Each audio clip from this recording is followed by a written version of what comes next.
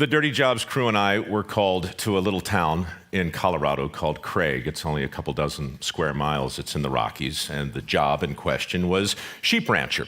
My role on the show, for those of you who haven't seen it, it's pretty simple. I'm an apprentice, and I work with the people who actually do the jobs in question, and my responsibilities are to simply try and keep up and give an honest account of what it's like to be these people for one day in their life. Job in question, herding sheep. Great. We go to Craig, and we check into a hotel, and I realize the next day that castration is going to be an absolute part of this work. So normally I never do any research at all, but this is a touchy subject, and I work for the Discovery Channel, and we want to portray accurately whatever it is we do, and we certainly want to do it with a lot of respect for the animals. So I call the Humane Society and I say, look, I'm going to be castrating some lambs. Can you tell me the deal? And they're like, yeah, it's pretty straightforward. They use a band, basically a rubber band like this, only a little smaller. This one was actually around the playing cards I got yesterday, but it had a certain familiarity to it. And I said, well, what exactly is the process? And they said the band is applied to the tail tightly, and then another band is applied to the scrotum tightly. Blood flow is slowly retarded. A week later, the parts in question fall off. Great, got it. Okay, I call the SPCA to confirm this. They confirm it. I also call PETA, just for fun, and they don't like it, but they confirm it. Okay, that's basically how you do it. So the next day I go out and I'm given a horse and we go get the lambs and we take them to a pen that we built and we go about the business of animal husbandry. Melanie is the wife of Albert. Albert's the shepherd in question. Melanie picks up the lamb, one hand on both legs on the right, likewise on the left. Lamb goes on the post, she opens it up. All right, great. Albert goes in. I follow Albert, the crew's around. I always watch the process done the first time before I try it. Being an apprentice, you do that. Albert reaches in his pocket to pull out, this black rubber band, but what comes out instead is a knife. And I'm like, that's not rubber at all, and he kind of flicked it open in a way that caught the sun that was just coming over the Rockies. It was very, it was impressive. In the space of about 2 seconds, Albert had the knife between the cartilage of the tail right next to the butt of the lamb, and very quickly the tail was gone and in the bucket that I was holding. A second later, with a big thumb and a well-calloused forefinger, he had the scrotum firmly in his grasp, and he pulled it toward him like so, and he took the knife, and he put it on the tip. Now, you think you know what's coming, Michael. You don't. Okay. He snips it, throws the tip over his shoulder, and then grabs the scrotum and pushes it upward, and then his head dips down, obscuring my view. But what I hear is a slurping sound and a noise that sounds like Velcro being yanked off a sticky wall, and I'm not even kidding. Can we roll the video? No, I'm kidding. We don't. I thought it best to talk in pictures. So I do something now I've never, ever done on a Dirty Job shoot, ever. I say, time out, stop. You guys know the show, we use take one. We don't do take two. There is no writing, there's no scripting, there's no nonsense. We don't fool around, we don't rehearse. We shoot what we get. I said, stop. This is nuts. I mean, you know what I mean? This is crazy. We can't do this, and Albert's like, what? And I'm like, I don't know what just happened, but there are testicles in this bucket, and that's not how we do it. He said, well, that's how we do it. And I said, why would you do it this way? And before I even let him explain, I said, I want to do it the right way with the rubber bands. And he says, like the Humane Society? And I said, yes, like the Humane Society. Let's do something that doesn't make the lamb squeal and bleed. We're on in 5 continents, dude. We're on twice a day on the Discovery. We can't do this. He says, okay. He goes to his box and he pulls out a bag of these little rubber bands. Melanie picks up another lamb, puts it on the post. Band goes on the tail, band goes on the scrotum. Lamb goes on the ground. Lamb takes 2 steps, falls down. Gets up, shakes a little, takes another couple steps, falls down. I'm like, this is not a good sign for this lamb at all. Gets up, walks to the corner. It's quivering, and it lies down, and it's in obvious distress. And I'm looking at the lamb, and I say, Albert, how long? Just, when's he get up? He's like, a day. I said, day? How long does it take him to fall off? A week. Meanwhile, the lamb that he had just did his little procedure on He's just prancing around, bleeding stopped. He's, nibbling on some grass, frolicking. And I was just so blown away at how completely wrong I was in that second. And I was reminded how utterly wrong I am so much of the time. And I was especially reminded of what a ridiculously short straw I had that day, because now I had to do what Albert had just done, and there are like 100 of these lambs in the pen. And suddenly this whole thing's starting to feel like a German porno, and I'm like... Melanie picks up the lamb, puts it on the post, opens it up. Albert hands me the knife. I go in, tail comes off. I go in, I grab the scrotum, tip comes off. Albert instructs, push it way up there. I do. Push it further. I do. The testicles emerge. They look like thumbs coming right at you, right? And he says, bite them. Just bite them off. And I heard him. I heard all the words. Like, how did I get here? How did I get here? It's just one of those moments where the brain goes, off on its own, and suddenly I'm standing there in the Rockies, and all I can think of is the Aristotelian definition of a tragedy. Aristotle says a tragedy is that moment when the hero comes face to face with his true identity. And I'm like, this is a jacked up metaphor. I don't like what I'm thinking right now, and I can't get this thought out of my head, and I can't get that vision out of my sight. So I did what I had to do. I went in, and I took him like this, and I yanked my head back, and I'm standing there with two testicles on my chin. And now I can't shake the metaphor, okay? I'm still in poetics and Aristotle, and I'm thinking, out of nowhere, two terms come crashing into my head that I hadn't heard since my classics professor in college drilled them there, and they are anagnorisis and peripeteia. Anagnorisis and peripeteia. Anagnorisis is the Greek word for discovery. Literally, the translation, the transition from ignorance to knowledge is anagnorisis. It's what our network does. It's what Dirty Jobs is, and I'm up to my neck in anagnoroses every single day. Great. The other word, peripeteia, that's the moment in the great tragedies, Euripides and Sophocles. That's the moment where Oedipus has his moment where he suddenly realizes that hot chick he's been sleeping with and having babies with is his mother, okay? That's peripety or peripeteia. And this metaphor in my head, I got anagnoris and peripeteia on my chin. I gotta tell you, it's such a great device though. When you start to look for peripeteia, you find it everywhere. Bruce Willis in The Sixth Sense, right? He spends the whole movie trying to help the little kid who sees dead people, and then boom, oh, I'm dead, peripeteia. It's crushing when the audience sees it the right way. Neo in The Matrix, oh, I'm living in a computer program. That's weird. These discoveries that lead to sudden realizations, and I've been having them over 200 dirty jobs. I have them all the time, but that one drilled something home in a way that I just wasn't prepared for. And as I stood there, looking at the happy lamb that, I had just defiled, but it looked okay. Looking at that poor other little thing that I'd done it the right way on.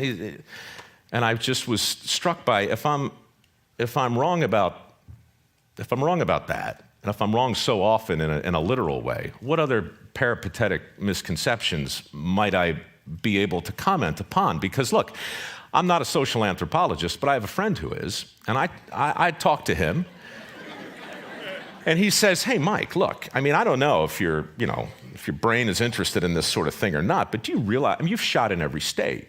You've worked in mining, you've worked in fishing, you've worked in steel, you've worked in every major industry. You've had your back shoulder to shoulder with these guys that our politicians are desperate to relate to every 4 years, right? I can still see Hillary doing the shots of rye, dribbling down her chin with the steel workers. These are the people that I work with every single day. And if you have something to say about their thoughts collectively, it might be time to think about it because, dude, 4 years. So That's in my head. Testicles are on my chin. Thoughts are bouncing around. And after that shoot, Dirty Jobs really didn't change in terms of what the show is, but it changed for me personally.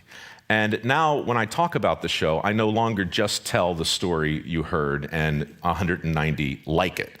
I do, but I also start to talk about some of the other things I got wrong, some of the other notions of work that I have just been assuming are sacrosanct, and they're not. People with dirty jobs are happier than you think. As a group, they're the happiest people I know.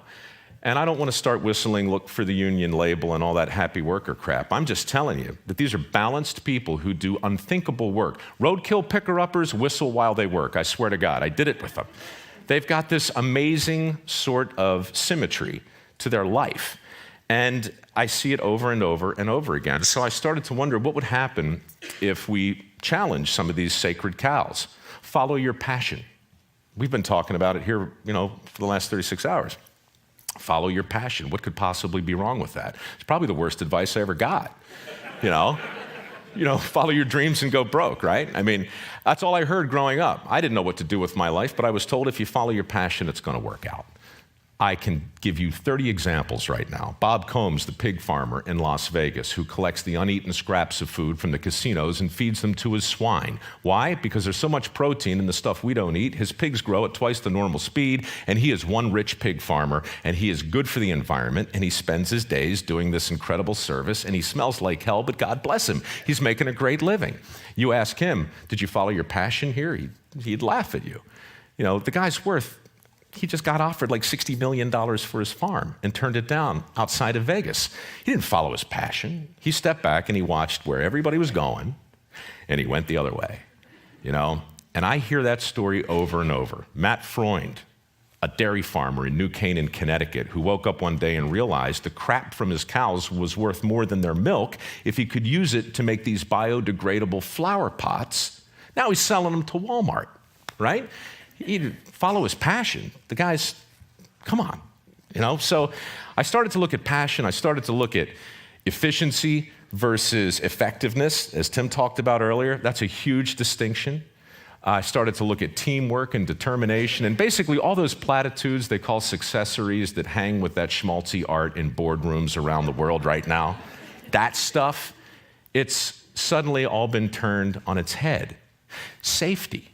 Safety first is, going back to, OSHA and PETA and the Humane Society. What if OSHA got it wrong? This is heresy, what I'm about to say, but what if it's really safety third, right? No, really, what I mean to say is, I value my safety on these crazy jobs as much as the people that I'm working with, but the ones who really get it done, they're not out there talking about safety first. They know that other things come first. The business of doing the work comes first, the business of getting it done. And, I'll never forget, up in the Bering Sea, I was on a crab boat with the Deadliest Catch guys, which I also work on in the first season. We're about 100 miles off the coast of Russia, 50-foot seas, big waves, green water coming over the wheelhouse, right? Most hazardous environment I'd ever seen, and I was back with a guy lashing the pots down. So I'm 40 feet off the deck, which is like looking down at the top of your shoe, and it's doing this in the ocean. Unspeakably dangerous. I scamper down, I go into the wheelhouse, and I say with some level of, incredulity, Captain, OSHA?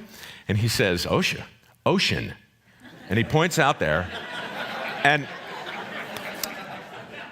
but in that moment, what he said next can't be repeated in the lower 48. It can't be repeated on any factory floor or any construction site. But he looked at me and he said, son, and he's my age, by the way, he calls me son. I love that. He says, son, I'm the captain of a crab boat. My responsibility is not to get you home alive. My responsibility is to get you home rich. You want to get home alive? That's on you. And for the rest of that day, safety first. I was like, so, the idea that we create this sense of complacency when all we do is talk about somebody else's responsibility as though it's our own and vice versa. Anyhow, a whole lot of things. I could talk at length about the many little distinctions we made, and the endless list of ways that I got it wrong. But what it all comes down to is this. I have formed a theory, and I'm going to share it now in my remaining 2 minutes and 30 seconds. It goes like this. We've declared war on work as a society, all of us. It's a civil war. It's a Cold War, really. We didn't set out to do it, and we didn't twist our mustache in some Machiavellian way, but we've done it. And we have waged this war on at least 4 fronts, certainly in Hollywood. The way we portray working people on TV, it's laughable. If there's a plumber, he's 300 pounds and he's got a giant butt crack, admit it. You've seen him all the time. That's what plumbers look like, right? We turn them into heroes, or we turn them into punchlines. That's what TV does. We try hard on dirty jobs not to do that, which is why I do the work and I don't cheat. But we've waged this war on Madison Avenue. I mean, so many of the commercials that come out there in the way of a message, what's really being said? Your life would be better if you could work a little less, if you didn't have to work so hard, if you could get home a little earlier, if you could retire a little faster, if you could punch out a little sooner. It's all in there, over and over again and again. Washington, I can't even begin to talk about the deals and policies in place that affect the bottom line reality of the available jobs, because I don't really know. I just know that that's a front in this war. And right here, guys, Silicon Valley. I mean, how many people have an iPhone on them right now? How many people have their Blackberries on? We're plugged in, we're connected. I would never suggest for a second that something bad has come out of the tech revolution. Good grief, not to this crowd. But I would suggest that innovation without imitation is a complete waste of time. And nobody celebrates imitation the way dirty jobs guys know it has to be done. Your iPhone without those people making the same interface, the same circuitry, the same board over and over, all that, that's what makes it equally as possible as the genius that goes inside of it. So we've got this new toolbox, Our tools today don't look like shovels and picks. They look like the stuff we walk around with. And so the collective effect of all of that has been this marginalization of lots and lots of jobs. And I realized, probably too late in this game, I hope not, because I don't know if I can do 200 more of these things, but we're going to do as many as we can. And to me, the most important thing to know and to really come face to face with is the fact that I got it wrong about a lot of things, not just the testicles on my chin. I got a lot wrong. So we're thinking, by we, I mean me, that the thing to do is to talk about a PR campaign for work. Manual labor, skilled labor. Somebody needs to be out there talking about the forgotten benefits. I'm talking about grandfather stuff, the stuff a lot of us probably grew up with, but we've kind of lost a little. Barack wants to create 2.5 million jobs. The infrastructure is a huge deal. This war on work that I suppose exists has casualties like any other war. The infrastructure is the first one. Declining trade school enrollments are the second one. Every single year, fewer electricians, fewer carpenters, fewer plumbers, fewer welders, fewer pipe fitters, fewer steam fitters.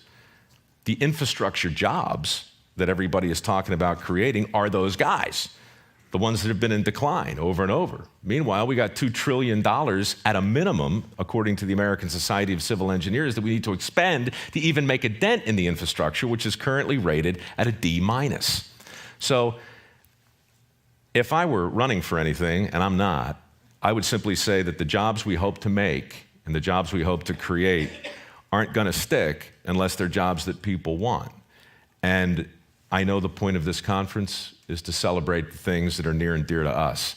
But I also know that clean and dirty aren't opposites. They're two sides of the same coin. Just like innovation and imitation, like risk and responsibility, like peripeteia and anagnorisis, like that poor little lamb who I hope isn't quivering anymore, and like my time that's gone. It's been great talking to you. And get back to work, would you?